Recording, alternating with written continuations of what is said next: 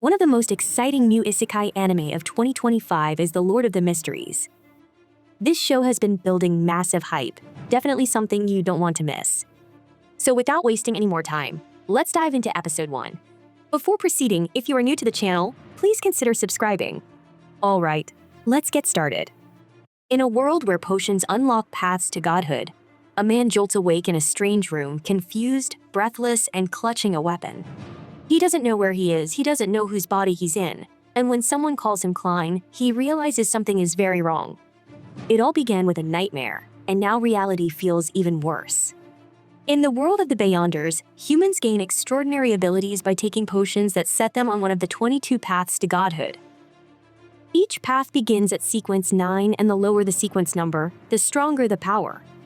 Those who reach the highest ranks of a path can become godlike beings in what's known as the path to divinity. On September 9th, 1349, in the 5th epic, we witness a blood-soaked church. But it all begins on June 28th of the same year when a man dreams he's falling from a plane and sticky tentacles try to invade his mind.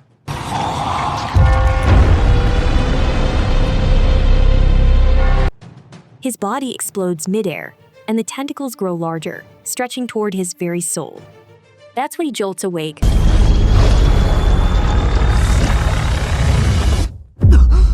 Drenched in sweat in a filthy, blood-stained room with a gun lying right next to his hand. The pain is so intense he wonders if he's had a brain hemorrhage or died from exhaustion. As he struggles to make sense of it, a hand touches his shoulder and calls him Klein. But he doesn't know who Klein is, doesn't even recognize the voice or the body he's in. He stumbles toward a mirror and doesn't recognize his face. That's when it hits him. He must have transmigrated. Meanwhile, the police break into a house and find 2 dead men on the floor. Welch and Naya are both history graduates from Koi University. One officer assumes they took their lives, but something darker may be at play. A black prophecy fulfilled, or a Beyonder sacrifice awakening a malevolent force. The captain finds a photograph and asks who the man in it is. A subordinate explains that it's Klein Moretti, a classmate of the deceased. Klein's parents are dead and he lives with his siblings. He's a citizen of Tingen in the Owa County of the Lone Kingdom, located on the northern continent. Also a history graduate, Klein is fluent in ancient Phasic and Hermes. In a personal journal entry dated May 29th, Klein noted that Welch had come to visit, claiming he found an ancient notebook. It wasn't until June 20th that they managed to decipher the first page and realized it dated back to the 4th epic. Someone from the antagonist family wrote it. Over the following days, Klein studied references to the Dark Empire, the Tudor Empire, and the Hornus Mountain Range, but curiously, there was no entry for June 27th. Allegedly, the notebook turned its page and highlighted a phrase in Hermes. All will die, including me. Investigators can't understand why Klein would write such a thing. That same day, after reading that ominous line, Klein heard a woman's voice calling his name from behind a door. He quickly hid the notebook before she entered but didn't have time to put away the gun on the table. He concealed it behind his back, just in time. The girl was Melissa Morty Klein's younger sister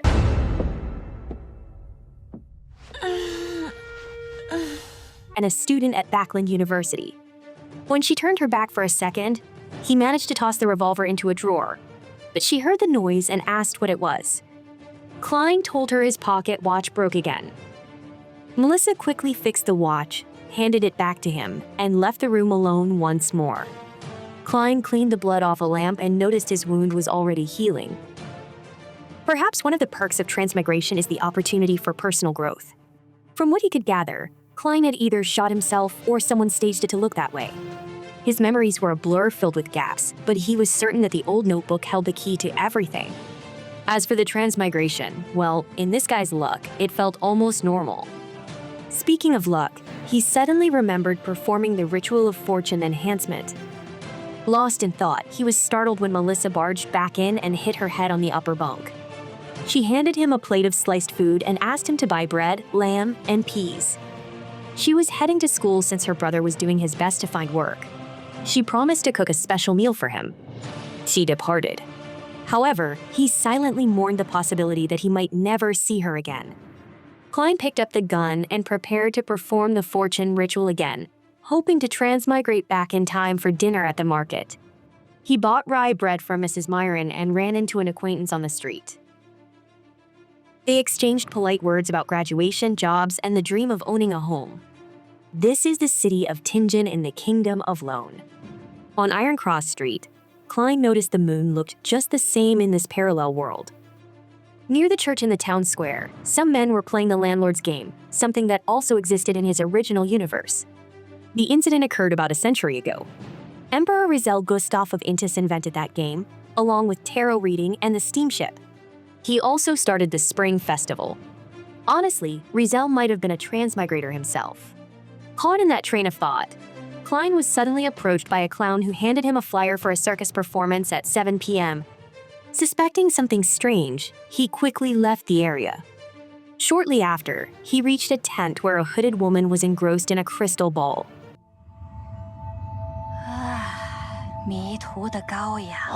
She invited him to seek guidance for his future. Outside, a man named Jenkins walked past, then suddenly turned around after spotting someone else wearing a hat. Inside the tent, Klein remained on edge, constantly feeling like someone was watching him. The fortune teller placed tarot cards on the table, inviting him to test his luck with the house. He decided to learn something about his past, present, and future. She asked him to shuffle the cards again and think of his questions silently. Klein nodded. He already had. Without delay, the woman drew 3 cards to represent his past, present, and future. Klein first picked the card intended for the present. She flipped it over and revealed the Fool.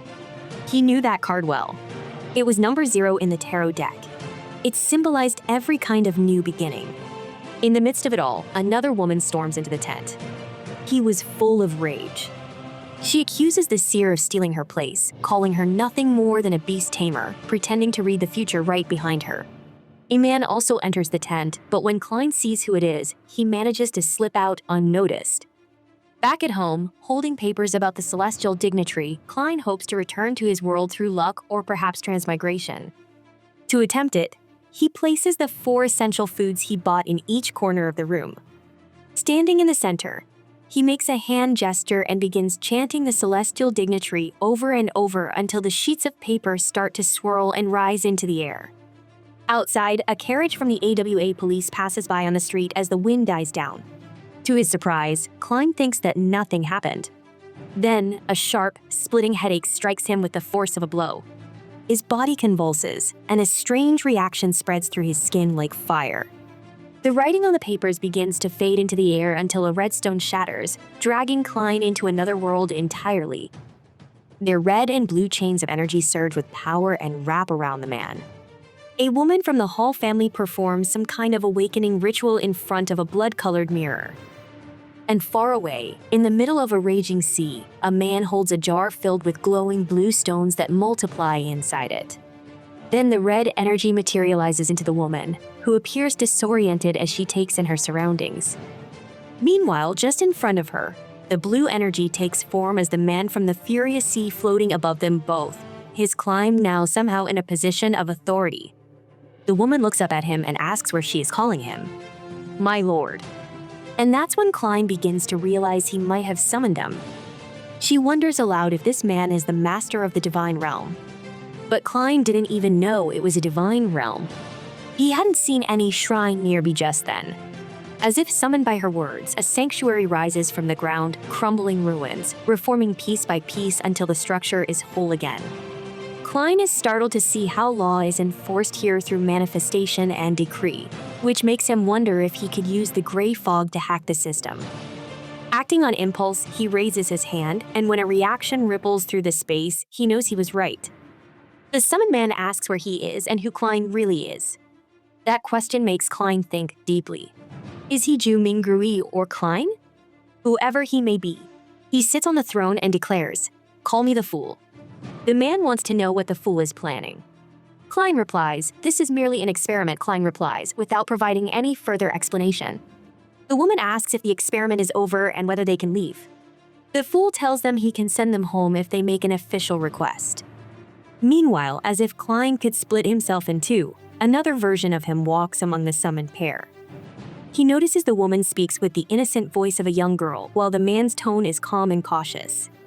Sitting at the table, the woman smiles, clearly enjoying the whole experience. It's exactly the kind of supernatural mystery she had always dreamed of.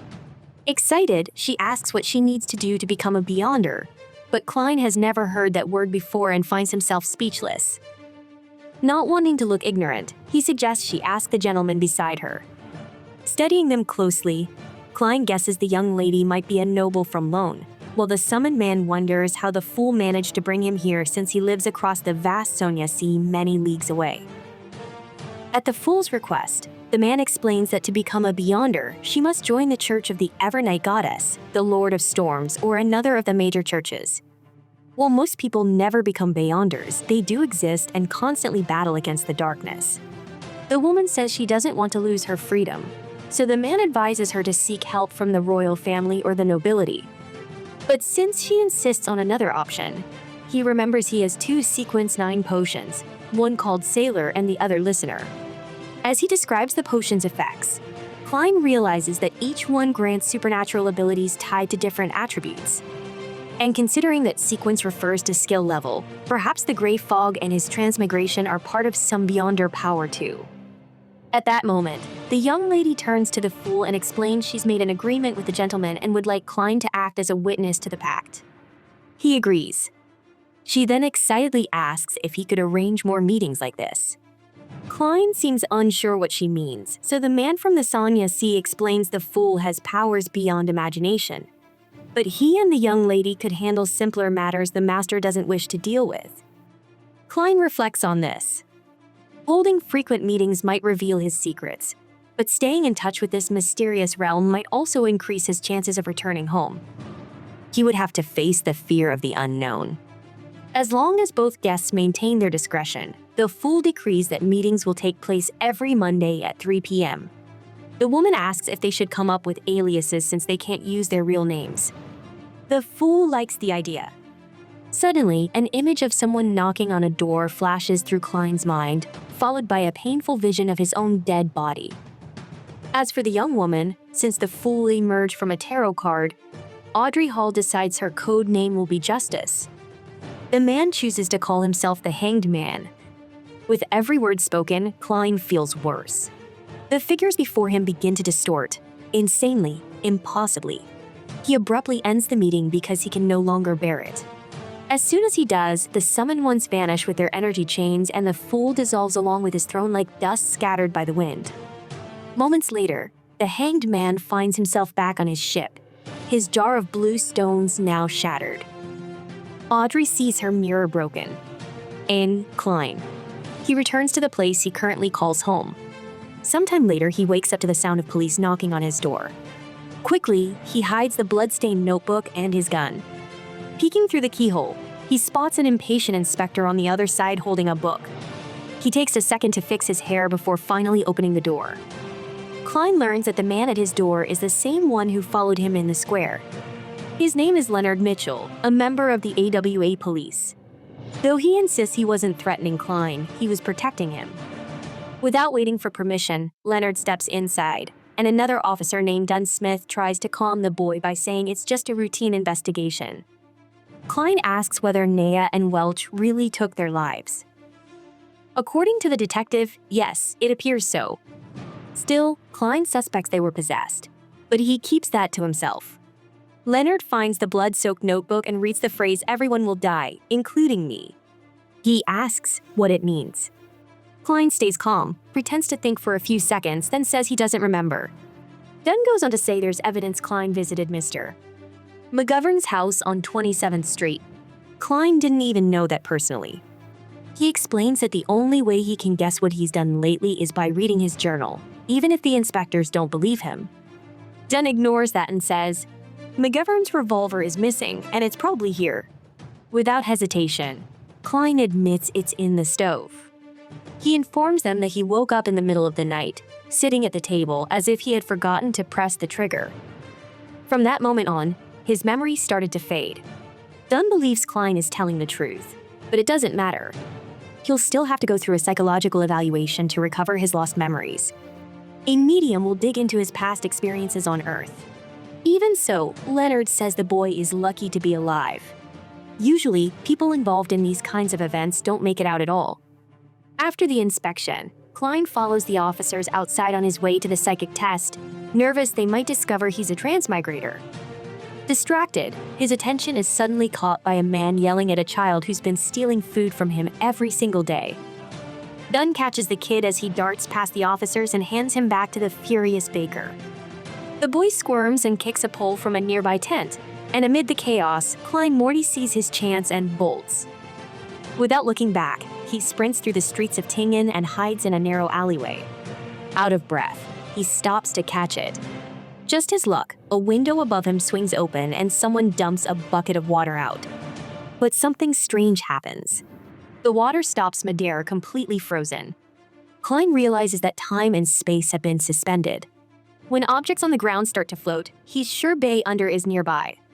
Around him, windows burst open like a hurricane is tearing through the city. In a panic, Klein runs, trying to escape the chaos, but even the ground rises like a wall chasing after him. By sheer luck, he dodges obstacles that could have killed him until he finds a carriage offering taxi service. He asks to be taken to the port, and the carriage sets off immediately. It feels like no one is chasing him anymore. Maybe all of that madness stayed behind in the alleyways. Maybe it was just a dream. Feeling safer, Klein tells the driver to pull over, but the man ignores him and changes course, heading instead to Welch's house. Then the driver's beret falls off. It's Inspector Dunn Smith. The next scene will unfold. Klein wakes up from the dream back at home. The door opens and standing at the end of the hallway is a man in a long coat. Silent.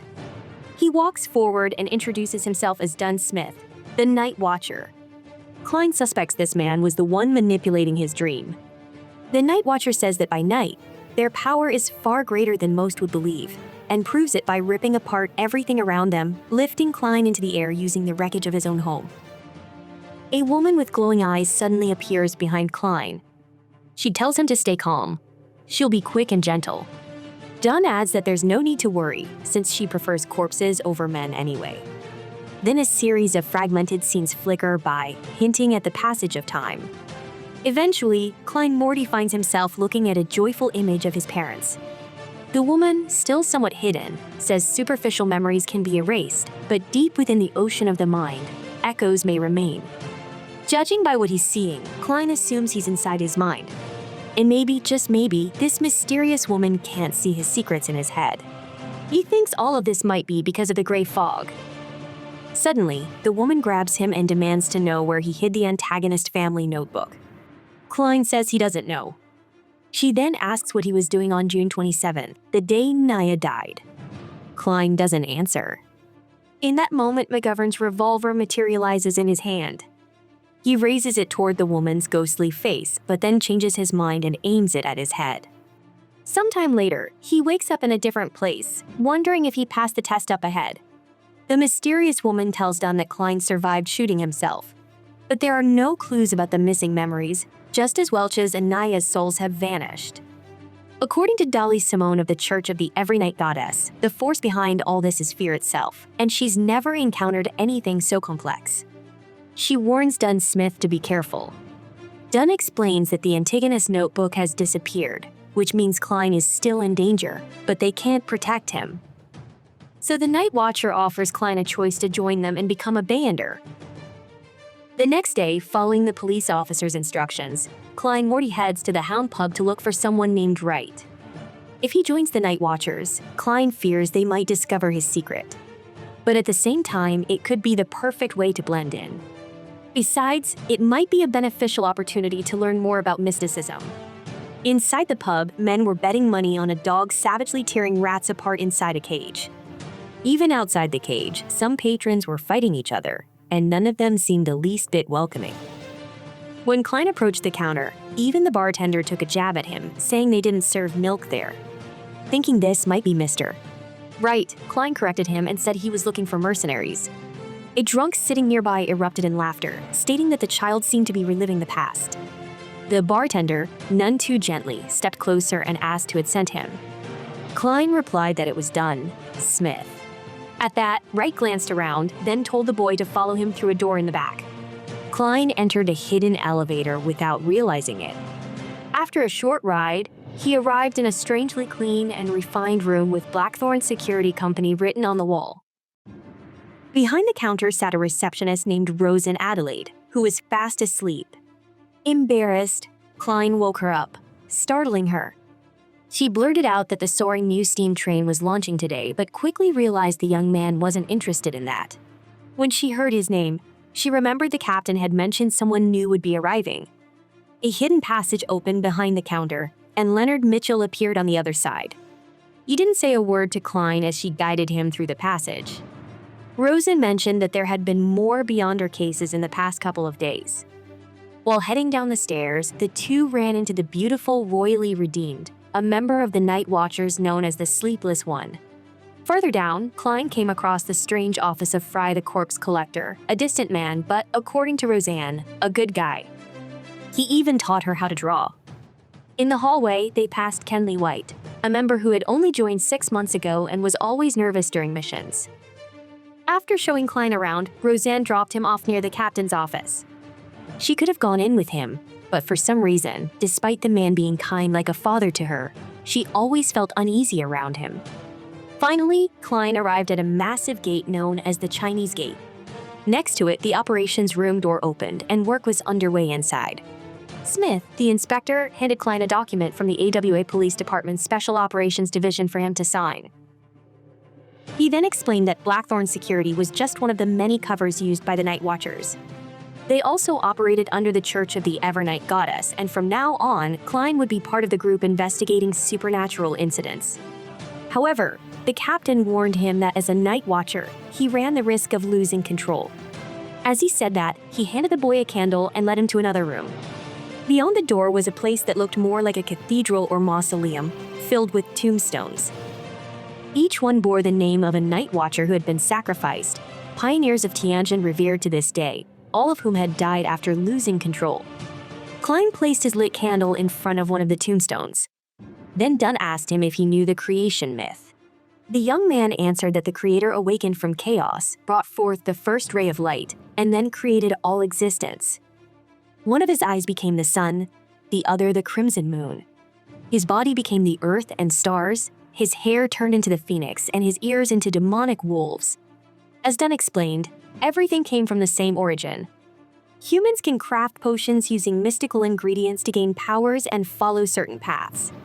Klein recalled how the Hanged Man had mentioned something about the 22 paths the day before. Dunn went on to say that the Church of the Evernight Goddess had sequenced 9 potions for 4 paths. The complete Sleepless Path, the Corpse Collector meant for self-defense, the Mystery Prior, and the Seer for mysticism. However, none of them were strong offensively. Dunn mentioned another option, the Path of the Diviner, but they only had the version from Sequence 9. In any case, nobody expected Klein to make a decision at this time. First, he needed to talk to Neil in the alchemy room to make the best choice. As Klein walked away, Captain Dunn stayed behind, reflecting that the Night Watchers were guardians but also a bunch of miserable souls fighting threats and their madness. As Morty wandered the hallways, he thought to himself that no matter which potion he chose, what he truly needed was knowledge about mysticism. In his opinion, the Sleepless and the Corpse Collector were no longer options. That left him torn between the Mystery Prior and the Seer. When he arrived at the alchemy room, he knocked 3 times and stepped in. No one seemed to be there until an explosion went off. Neil came stumbling out of the smoke, coughing like crazy. Before anything else, the old man said he'd been expecting Klein. But before choosing a sequence, there was something he needed help with. Organizing some documents without complaining, Klein helped sort a few books on the shelves while they worked. The old man mentioned that the boy had a degree in history and knew ancient faces, and Hermes Klein corrected him, saying he wasn't exactly fluent. Neil replied that it was always better to start with something you're already good at. That way, once you got the hang of it, you'd be able to decipher books that vanished after Emperor Rosel's death. Most of those journals had been lost, and recovering just these 3 had taken an enormous effort. The statement indicated that the unique symbols invented by Rosel possessed mysterious powers, yet for over 150 years, no one had discovered their true meanings. Still, Neil claimed to have deciphered a few of them and was confident they represented numbers. In other words, it was a diary. Intrigued, Klein picked up one of the documents and discovered that Emperor Rizal Gustav himself had written it in simplified Chinese. It read November 18th. Truly fascinating. I found a poor man caught in a storm and lost in the darkness. Lucky fellow. He met me, the protagonist of this era. January 1st, 1184. It was a magnificent New Year's party. Lady Florida was absolutely dazzling. Klein was taken aback to discover that the emperor was far more emotional than he'd imagined. However, a heavy line from a different section of the journal struck him immediately. I've repeated it so many times. The secret of potions isn't about mastering them, but internalizing them. It's not about gaining powers, but about becoming something greater. The names of the potions aren't just symbolic. They're a concrete key, the key to internalization. While reading through the journal, Morty Klein began to wonder if he might actually discover a way back home. As he kept reading, he came across another passage from the Emperor. I made a hasty choice. Looking back, I should have chosen the apprentice, the seer, or the marauder. Those are the best options. Lost in thought, Morty wondered what Gustav meant by that until old Neil interrupted him, asking what was going on. Klein explained that he was trying to decipher and translate the diary, which made the seasoned alchemist chuckle.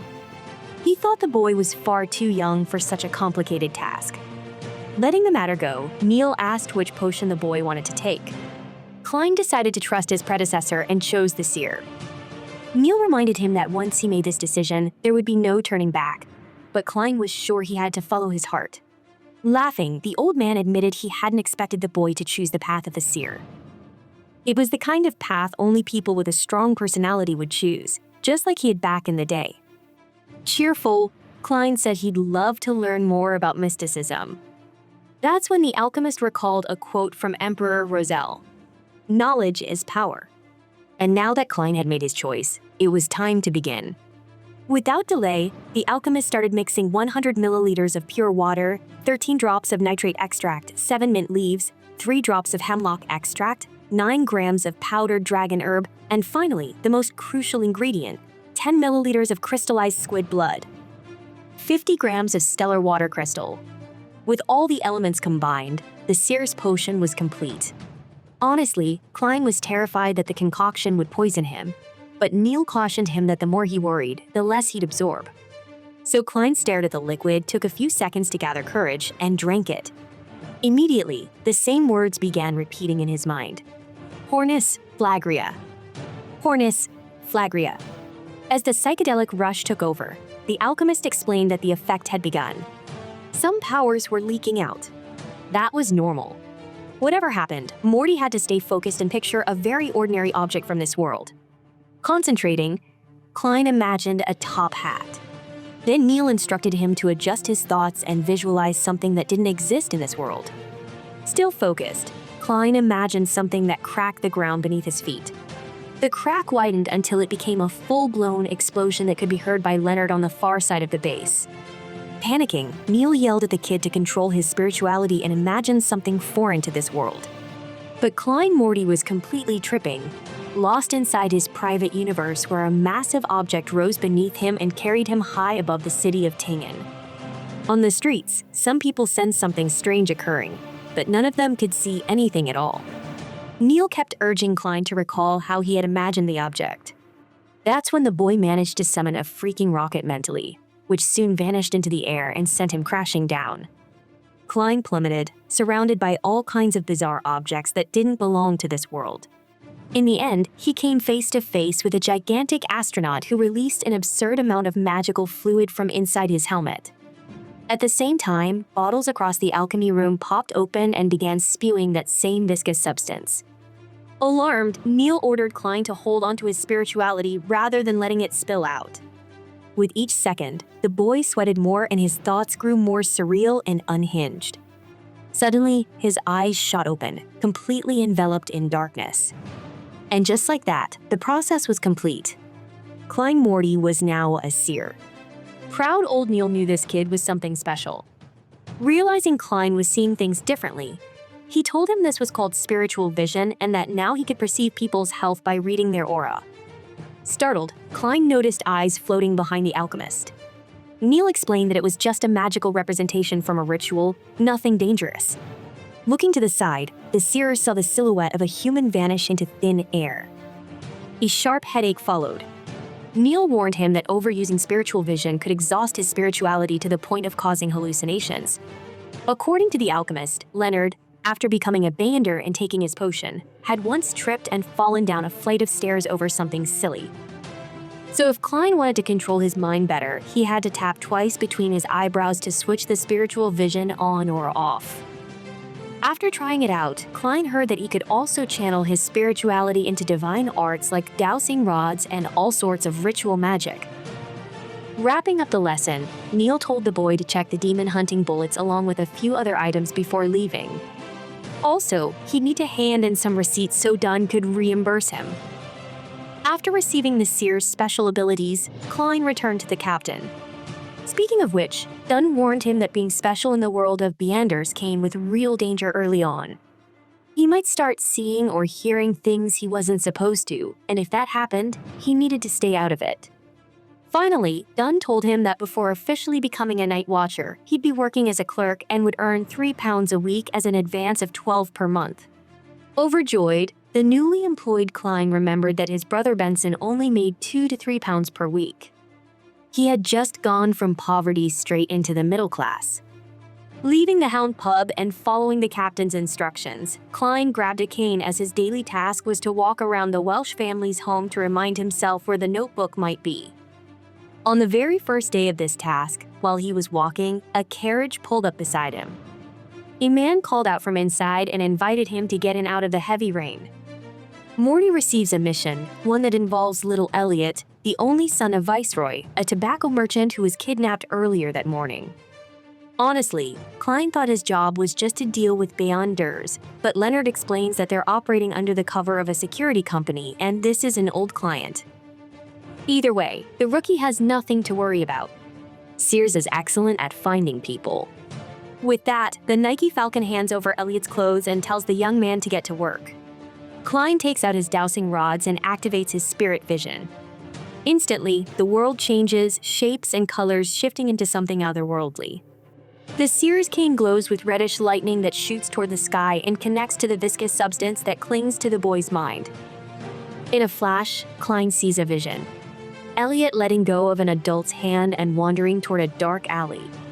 As the cane falls to the ground, Klein orders the carriage to move straight ahead, then left, and finally to make a right turn. At a certain stop, the seer steps out. The cane hits the ground again, its tip pointing to a house on Forest Street.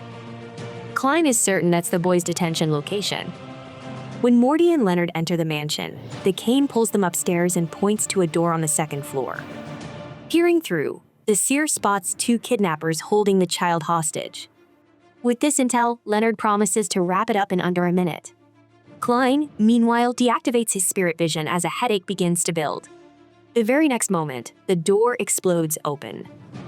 One of the thugs grabs a shotgun and fires, but Leonard dodges the bullet like it's nothing. From there, the shooter is thrown around in a chaotic manner. The second thug makes the mistake of trying to go hand to hand. Leonard humors him, even putting one arm behind his back and fighting defensively until he gets bored. Then he lands a brutal combo, a punch to the gut, a shot to the nose, and a final knee to the chin. Just like that, it's done, the job's over, and all Leonard wants now is to clock out and go home. Klein unties the child and asks who the kidnappers are. Leonard says they're gamblers from the Hound pub. But before they can leave, Klein watches as a spiritual feather floats down from the ceiling, vanishing just as it touches the thugs, triggering a strange reaction in their bodies. That's when Leonard realizes this wasn't just a simple kidnapping. Things are finally getting intriguing. Suddenly, the criminals rise again. Their bodies twist and merge into a bizarre, grotesque creature that lunges at the Night Falcon with terrifying ferocity. Leonard keeps his cool, dodging each attack with ease, but it's clear this thing is far more dangerous than two frustrated middle-aged men. Still, Leonard uses his teleportation skills to stay safe and wait for the perfect opening. When it comes, he strikes, but the creature vanishes. Worried, Klein pulls his revolver and reactivates spirit vision. Shadows on the ceiling tell him the monster could strike at any moment, and he's holding a child. The cane points in the creature's direction, but it's fast, too fast, and comes in for a sneak attack. Klein reacts instantly, firing with his eyes shut. Leonard Mitchell yanks the beast back, catching it as it shrieks and halts its attack. Dragging the monster into a world filled with roses, Mitchell begins to chant, almost like reciting a poem. Crimson Hope faces the threat of fear. One truth remains. This life is brief.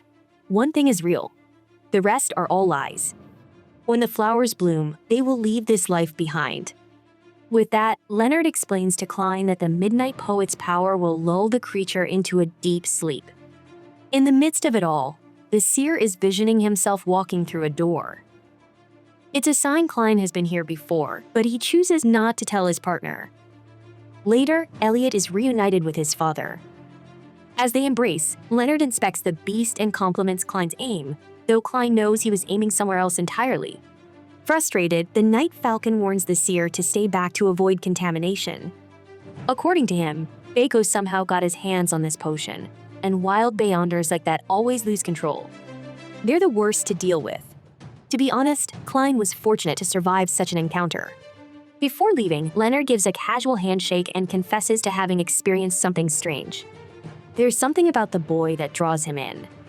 Awkward, Klein mutters a quick, "What the hell, man?" and takes off. But as soon as he steps outside, Leonard uses his shadow to check and concludes the boy isn't special after all. After finishing the mission, Klein heads home with a big smile, eager to tell his sister he found a job. But when he opens the door to his apartment, there's a new flight of stairs. He feels as though he has entered a maze. At the end of the corridor, strange noises echo behind a door. He opens it and finds the antagonist family notebook scrawled on the page. "Everyone will die, including me." Below it, the full card manifests, growing, expanding until it covers the entire floor beneath his feet. In that instant, Klein wakes up at the same table as always and realizes that the house across from the kidnapping site holds a clue to the antagonist notebook. In the next scene, a man walks through the morning light, searching for 2 Daffodil Street.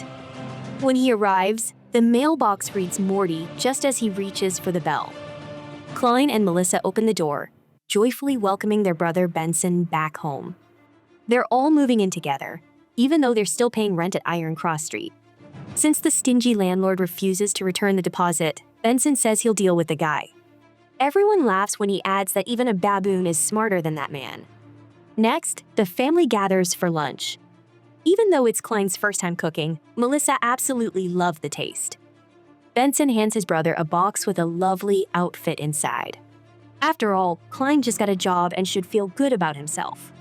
Klein puts on the outfit and shows it off to his siblings, receiving their warm affection and the feeling that he truly belongs to a dream family. With a smile, the older brother raises a toast to Klein's new job. Melissa joins in, celebrating the new home they now live in. And finally, Klein makes sure to add that their future is only going to get better.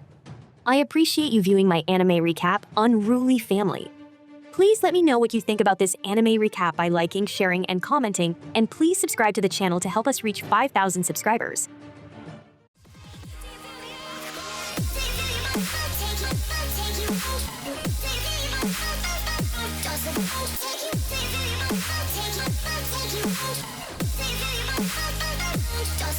Take you